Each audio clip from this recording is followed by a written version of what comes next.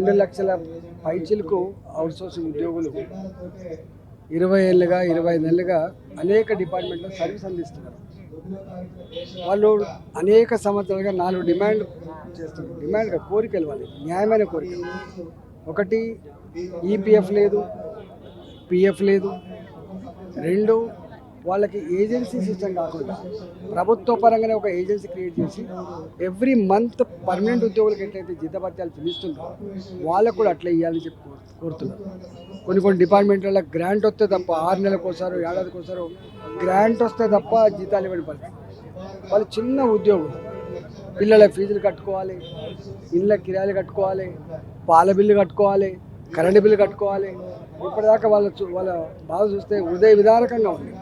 15 నెలలుగా జీతాలు రాకపోతే మేము బిచ్చమెత్తుకుంటున్నాం. మాకు ఎవడు అప్పులు ఇచ్చుకోలేడు. చివరికి రోడ్ల మీద పెట్టేటువంటి అన్నం కూడా పనిచేసే పరిస్థితి వచ్చిందని చెప్పి వాళ్ళు మాట్లాడుతున్నారు. అంటే మూడవది, ఇవాళ ఏజెన్సీలకు ఇచ్చే 4% కమిషన్. అసలే వీళ్ళు బిచ్చగాళ్ళు లెక్క పనిచేస్తున్నారంటే వాళ్ళ దగ్గర ఏజెన్సీ, దానికి 4% కమిషను. సర్వీస్ సెక్టార్ కింద ఇవి వస్తాయి. ఈ సర్వీస్ సెక్టార్ కింద వస్తే వాళ్ళకి 18% జీఎస్టీ కూడా కట్ అవుతుంది. ఇంకా 15,000 రూపాయలలో 17,000 రూపాయలు సర్వీస్ సెక్టార్ కింద వస్తాయని చెప్పి వాళ్ళకి 18% జీఎస్టీ కట్ అయితే ఇంకేముంటుంది చెప్పండి. ఒకటి, వాళ్లకు ఏజెన్సీ లేకుండా జీతాలు ఇవ్వాలి. 2, జీఎస్టీ లేకుండా జీతాలు ఇవ్వాలి. 3, వాళ్ళకు ఉద్యోగ భద్రత కల్పించాలి. 4, ఆటోమేటిక్గా రిన్యూవల్ కావాలి. 5వది, అసలు వాళ్ళను తీసేసేటువంటి అధికారం ఉంది. ఇది వాళ్ళు. అదేవిధంగా వాళ్ళకి హెల్త్ కార్డు కూడా ఇవ్వాలని చెప్పి డిమాండ్ చేస్తున్నారు.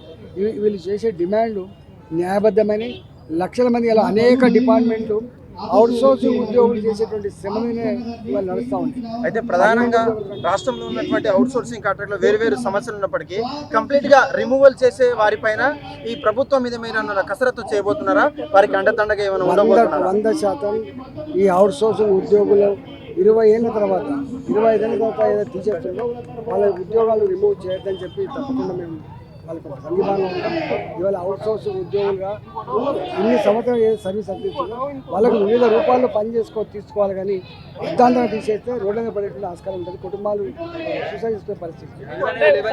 కాంగ్రెస్ పార్టీ అధికారం రాకముందు అవుట్సోర్సింగ్ ఉద్యోగులకు హామీ ఇచ్చింది, అధికారం రాగానే చేస్తామని చెప్పి. కానీ ఇప్పటిదాకా ఎందుకు వీళ్ళపై స్పందన ఇస్తలేదు కావచ్చు అంటే ఏం చెప్తారు? అంటే వాళ్ళ సొంత దోసుకునే దాని మీద ఉండే ధ్యాస. వాళ్ళు ఎట్లా భూములు అమ్ముకోవాలి, ఎట్లా కబ్జా పెట్టుకోవాలి, ఎట్లా ఎన్నికేసుకొచ్చుకోవాలి, ఎట్లా ఢిల్లీకి పైసలు పంపించాలి, ఈ ఏజెండా తప్ప ఈ అవుట్సోర్స్ ఉద్యోగులు 15 నెలలుగా జీతాలు వస్తలేవు, దవాఖానలో పనిచేసిన కొత్తలేవు, వాళ్ళకు ఆకలితో అలమడిస్తున్న భావన వాళ్ళకి ఎందుకంటే చెప్పండి. కాంట్రాక్టర్లకి 10% లంచం తీసుకొని కాంట్రాక్టర్ బిల్లు ఇచ్చేటువంటి ప్రభుత్వం, 100 కోట్ల రూపాయలు రిలీజ్ చేసే ప్రభుత్వం, ఈ జీతభత్యాలుగా 12,000 రూపాయలు 15,000 రూపాయలు చిన్న ఉద్యోగులకు జీతాలు ఇవ్వకపోతే వాళ్ళు ఎక్కడ పోతే చెప్పండి.